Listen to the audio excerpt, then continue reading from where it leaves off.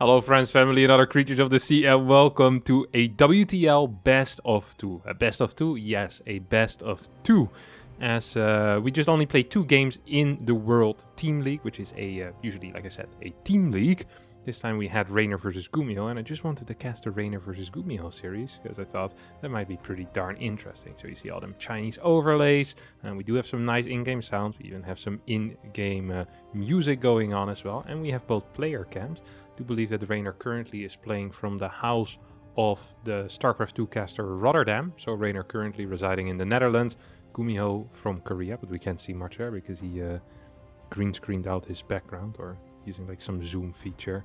These days people don't need the green screen anymore. Remember just a couple of years back I ran with them green screens, and now you can just make the background disappear by using some zoom or Windows Teams or Skype. No, I don't think Skype has that feature. Skype still living in 2008, of course. Struggling to implement moving emojis. I think they recently added GIFs as well, or GIFs, whatever camp you're in there. Doesn't really matter. Anyway, 2 games between Reynor and Gumiho. No matter what happens in the first game, no matter what happens in the second game, we're going to be seeing 2 games. This comes from the clan war between Kaisi Gaming and Storm. And Storm is, well, as we can see, currently up 3-1. But I don't really care about that stuff. If all of you do care about that stuff, then in the future I can cast entire clan wars between these teams. It's pretty fun, takes a long time. Sometimes there are some pretty darn bad games in there as well, so I prefer just hand-picking, cherry-picking the perfect games with these top-level players that I like so much. Reaper makes its way across the map. Gumiho, as we know, has been... What is that? Do you see the face? The grin out of Reynor? That's not a happy grin. The type of grin you have when you hear that you just lost 50k betting on red in a casino. Not that I've ever done that, but I bet that is what your face would look like. I went to a casino multiple times in my life. 3 times. Twice in the Netherlands. And twice in Poland. I just realized that adds up to 4. And 3 out of the 4 times, I believe I got away with a profit. And the one time I didn't walk away with a profit, I only lost 10 bucks. So this is the one fact that I'm very proud of, is that so far I'm beating the casino. I'm one of the only people in the world that is positive against the casino bosses. I'm up, I think, total like maybe 120 euros. And I'm planning on never going in again. Unless it's being paid for. And they're also paying for my playing chips. I'm never entering a casino again. But yeah, that's what Reynor's face looked like when he lost that drone to the Reaper. So we see Overlord Speed coming in as well over here. Interesting. Overlord Speed, of course, good to scout with. Now, Overlord Speed sucks when your opponent isn't doing anything cheesy, because then you just wasted a lot of money on something that wasn't really necessary. Reaper's trying to go back home and might actually make it with the Hellions running in fast. Yeah, Reaper's going to return back home. I think 2-3 links end up falling there. Good observing here by this Chinese observer. Fairly impressed always by the World Team League observer, especially if you compare it to the GSL observer. The GSL observer, I'm still not quite sure how this guy got the job, but it is something that has been stunning me for years now. Just notice the amount of time there will be like a unit tab open or some other useless tab. Well, I really want to see what the production is, missing drops, all that type of good stuff. It's insane. The moment you notice that the observing in GSL isn't very good, and the moment you notice it doesn't respond whatsoever to what Tastosis is saying, it will start to piss you off. So I'm sorry for ruining the GSL for you just like that in a couple of sentences, but it has now happened. The reason for that, of course, is that there's a Korean observer there who's listening to the Korean cast. So Korean observer will point out what the Korean casters are talking about. And as there's no specific or separate observer for Artosis and Tasteless, often they'll be talking about something that doesn't get shown on screen or is happening on the minimap. This is an interesting build here that we're seeing. I think there's a bunch of Hellions, fairly fast. We see a CC already flying to the 3rd as well. There's something else going on the minimap. I think there might be a medevac as well as a Viking somewhere. This is an insane run by, actually. A lot of risk involved there, but Reynor was not in position and he's going to be paying the price for that immediately. The same time, 5 Marines make their way into the main. Medevac is going to fall. The Hellions will join up with those Marines. Those drones will be caught in between a rock and a hard place, and well, mainly a cliff and a hard place, or a cliff and a Hellion.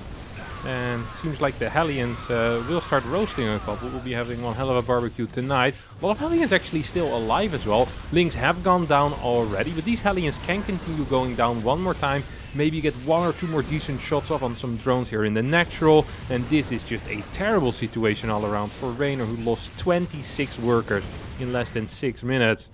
Honestly, doesn't look too phased in the camera. But then again, the kid never looks too phased on the camera. He's one of the players. I think Reynor is kind of like the European Dark in a way. Where Dark, he'll fall behind 35, 40 workers and still try to make a game out of it. And Reynor is fairly similar. I think a lot of other Zergs would just straight up leave the game here. Look at it, resources lost. That's a nice overlay, by the way, they have there. Holy crap, looks good. Stim finishing up as well. It's going to be hard though. There are 4 barracks being produced at the same time, which means that the reactor hadn't been on the barracks yet, or there hasn't been a reactor on the barracks yet, which kind of means that the marine push-out is going to be late. Despite these 2 medevacs already being produced, there's just not going to be any marines to really occupy these medevacs for quite a while. So that does allow Reynor some time, and like I said, he's a player that's really good in practically lost positions. Oh no, not again. You can't be serious. Round 2 fight. Evo chamber block is going to be slightly too late, as now the second round of drones is going to end up falling. This is extremely painful here for Reynor. 15 more workers go down, and now he does look a little bit phased. I think without that happening, Reynor feels like there's a possibility for him to come back into the game. 11 more workers were building already. If he doesn't lose these 15, he actually ends up going to what, like 67, 70-ish workers already. 1-1 upgrade on the way, Baneling Nest on the way. Yes, of course, Centrifugal Hooks is going to be fairly late, but the creep spread is freaking insane. Like, especially for how much has happened in this early game, how much damage these Hellions managed to do. Reynor has not missed a beat with this creep spread, just continually spreading again and again and again. And now with Stim coming out of Gumiho, units need to be built here for Reynor, who's stuck on a mere 60 workers. It's also only on, I think, 3 gas right now. Of course, can't really go up to 8 gas if you only have 60 workers. That's ridiculous. Drop heads in towards the main base. There's 1 spore in, well, I don't really want to say in position, but there is a spore there. That's a fact. Banelings have not been produced yet. Lings will need to take care of this, but without queens to truly help out, this might be difficult. Hellbats on the ground. No, actually will get cleaned up. Very solid cleanup here to start with out of Reynor. And now imagine if those last 15 workers didn't die. This would have been a, I don't want to say an even game, but a game where Reynor is maybe down 10, 15 supply. That is very playable. Now he's down, but 30 supply still. It's just going to be really difficult. And especially once Gumiho starts focusing less on dealing direct damage and more on clearing creep, denying future 5th bases, and then setting up a powerful 2-2 timing. I think this should be the priority here for Gumiho right now. Trying to finish the game with direct damage is fun, but you have such a large lead that it's practically impossible for Reynor to defend 2 sides, which means that creep will start disappearing on at least 1 side.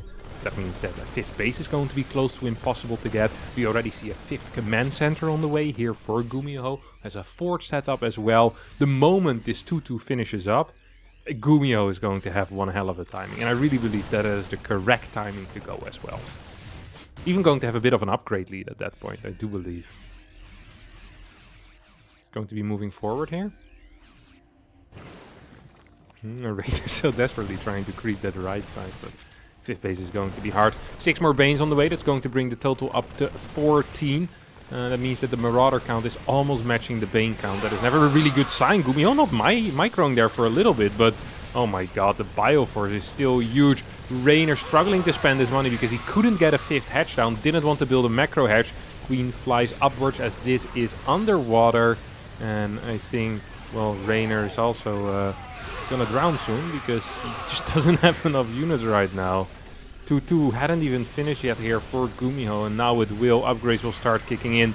Banelings have disappeared. GG gets called, and Gumiho wins game number 1 and looks like a stone-cold killer. Unbelievable. What a guy. Something that's pretty cool that WTL does is these little score overlays. So they basically have a hexagon with different skill sets. And you see that the total score for Gumiho is 71 and for Reynor is 83. He's an A-tier player. And Gumiho is a mere B-tier player. But the B-tier player did manage to win the first game. And that's a fairly... Oh, look at that strategy angle there. Reynor is worse in strategy than Gumiho is. Gumiho is the pink little hexagon. But everything else, especially in offense and macro, Reynor is an absolute god, according to this little thing. It seems like we're ready for game number 2 here. I just love these things. I think the general production of the World Team League is really fun and really quite good as well. It's insane to me that for the longest time, no English casters casted it whatsoever. And I think it's becoming a little bit more popular. You always have the highest level of players. Dragon Phoenix Gaming sending out Dark all the time. The only player that isn't participating is Serral, because Ants doesn't have enough players. Ooh, Gumiho here with the cheese. It's opening this up with a proxy... Is this 2 or 3 racks? I think it's going to be a 2 racks, isn't it? Do I see a third SCV moving on the minimap? I don't think I do. I don't think Gumiho sent out the third SCV. That would explain why we don't see it moving on the minimap. So it's going to be a 2 racks here. I messed up the timing. It's embarrassing. You have to build an extra SCV, so it's a 16-17. That actually is a little bit embarrassing, Gumiho. Come on. Oh, yeah. If you're gonna 2 racks, at least get the timing of the second SCV correct.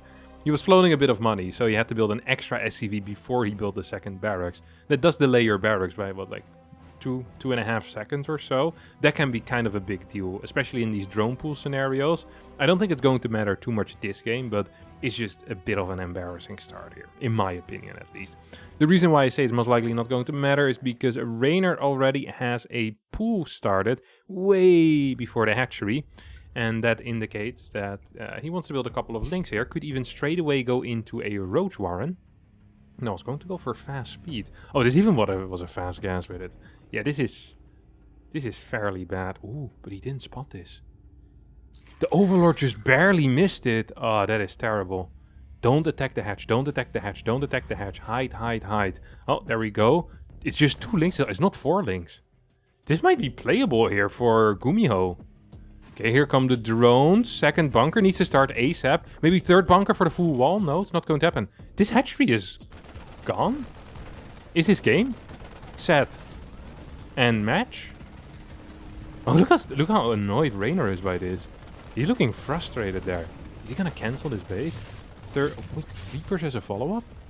Okay, so it was 1 Marine, then a Reaper. That's actually going to weaken this 2 racks by a little bit, because a Reaper takes very long to build. 36 seconds, and Marines take 18. So you're cutting 1 Marine out. That lowers the damage output. Here we go. A little bit of damage there on that Spine Crawler. Speed's about to finish up as well. You see Gumiho is fairly keen on trying to deal some damage against these links already. Triple bunker setup though.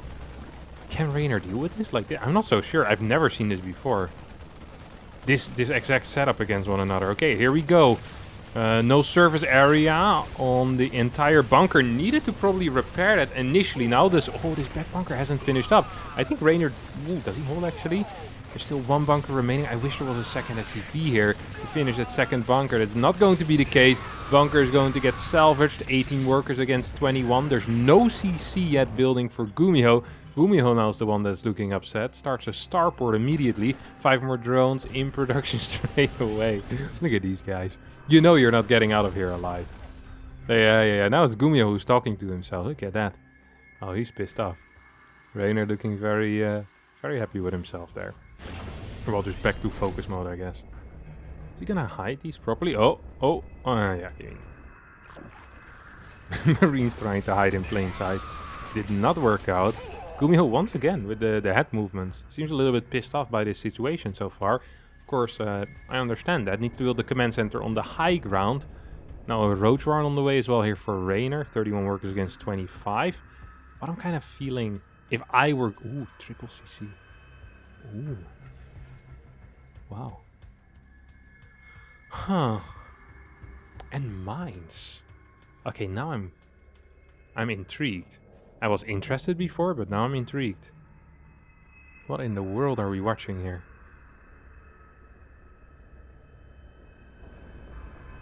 going to be Viking into mines. The problem is there's going to be roaches. Now, usually I don't rate roaches that high, but if you have 0 marines, no scouting with Hellions. Ooh. Do get invisible mines with this though. Is this good? I don't know if this is good. This looks terrible. Maybe if we see a tech lab going down right now on the starport, and a tank starting, and a banshee, then it might be possible. I mean, if you scout that there's roaches coming across the map, you can keep 4 mines at home. That would be a fairly big deal, right? 4 mines are actually good defensively. Reynor is all-inning behind this. Oh, did that get scouted? It didn't get scouted. Roach all-in is not going to get scouted. No, it did. Bunker is being constructed on the high ground. Mines immediately start. There is a tech lab somewhere being built. I hope that's on the... Oh, no. It was on a barracks, not on anything else. Mines aren't dropping. Gumiho, can we pay attention? Uh-oh. Hello? King Gumiho? Forgot to draw? What is this? 2 bunkers going down right now for Gumiho, but none of these bunkers I think is going to finish. 4 mines will... 3 of them will settle down. 11 workers going down. Reynor losing a lot of workers. This is it. It's now or never, and I think it is going to be now. Oh, if there was a tech lab on this starport, we could have Banshee production on the way. There's just nothing here, though, for Gumiho. Taps out, GG's, and that means it's going to be it. Reynor not looking too happy with that 1-1 score. That does mean that his team ended up losing. Nice out of focus camera. Smash the camera. Wow. Beautiful stuff. All right. Well, here we see the end. Of course, we missed the other games because I didn't cast them. Like I said, if all of you would like me to do some of these complete clan wars, I can definitely do that. There's no problem whatsoever. Maybe we can even get Lambo on sometimes and have a good time all together. This is going to be it for me, though. Thanks everyone so much for watching. If you did enjoy it, don't forget to hit the like button, subscribe to the channel, and hopefully I'll see all of you next time for a new high-level video. Thank you, and bye-bye.